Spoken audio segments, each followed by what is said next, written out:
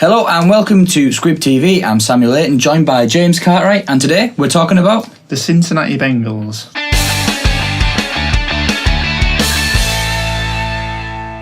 So last season for the Bengals, a little bit disappointing, James. They've always sort of got a team which you think can challenge, and then last year they didn't manage to make the playoffs, and it sort of ended a little bit very anticlimactic, really.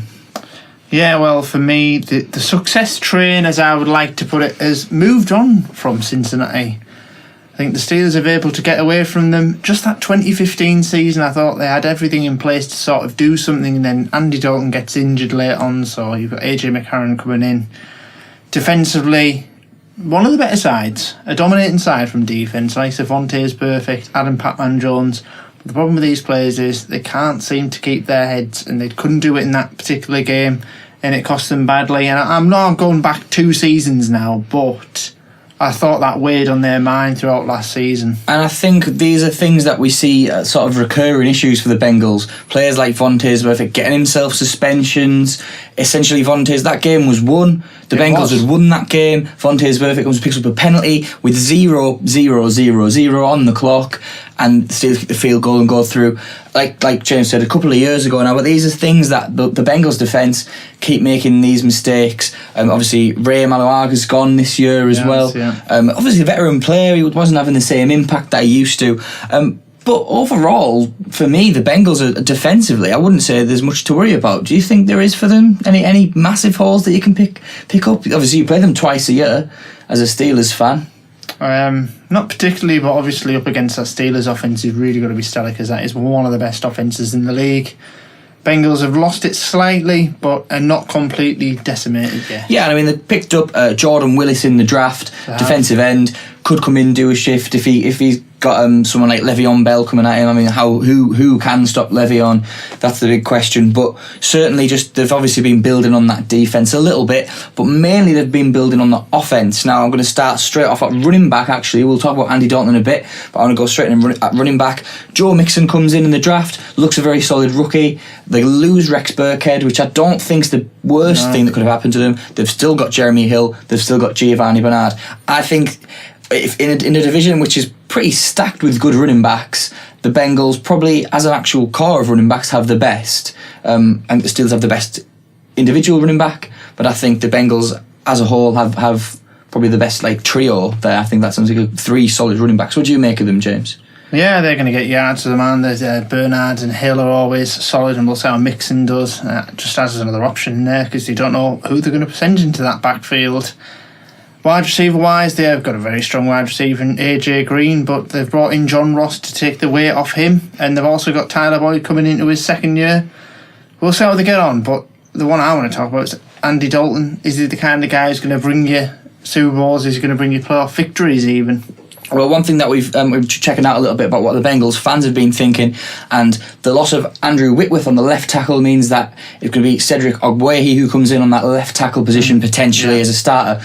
And Andy Dalton's got a relationship with Andrew Whitworth for a couple of years now, and Andy Dalton's never been, I don't think, the best quarterback in the league. He's always been solid. He'll always get you yards. He'll always make plays, and I think he had a good offensive line. I think maybe with Andrew Whitworth going, Andy Dalton can be under a bit more pressure. Who could you compare Andy Dalton to in the league, James, do you think, as a quarterback? Because I don't personally think that he's in that elite squad. I don't think he's anywhere near Aaron Rodgers, Tom Brady, but I also don't think that he's a stopgap QB. He's better than that.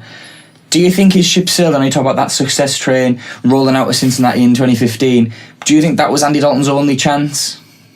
Not sure, because he's got many years ahead of him, so they can build up that defence back to what it was, get the offence firing. But for me, he just needs to do a bit more to sort of get himself out there. I don't know. I can't imagine him winning a game off his own throws.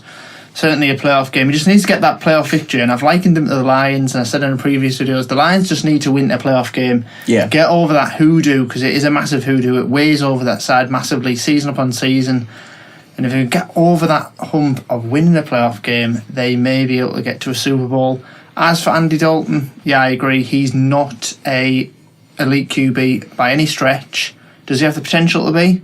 Who knows? He has the tools there to actually do something. But for me, just off camera, I sort of just made a throw-off comment that he's a bit like not in terms of his play, but in terms of his standing as a quarterback, he's a bit of a Matt Schaub. You know, a guy who's a franchise QB, comes in there, can play a couple of seasons, 3-4 seasons. I'll probably give him a disservice there. But Matt Schaub and the Texans got them to the playoffs a number of times.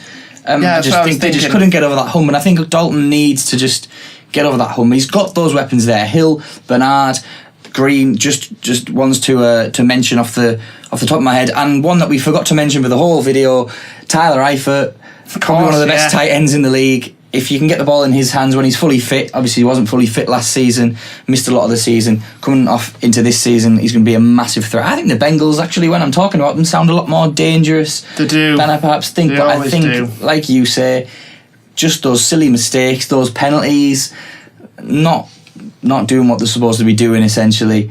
Anything you want to add, James? Not particularly. No? Well, if you are a Bengals fan and you're looking forward to the season, you think there's anyone to watch out for, or if you think that your team's certainly going to be up there and challenging the Steelers, please let us know. Don't forget to comment, like and subscribe. Follow us on Twitter at Squib_TV, and thanks for watching. It's a touchdown.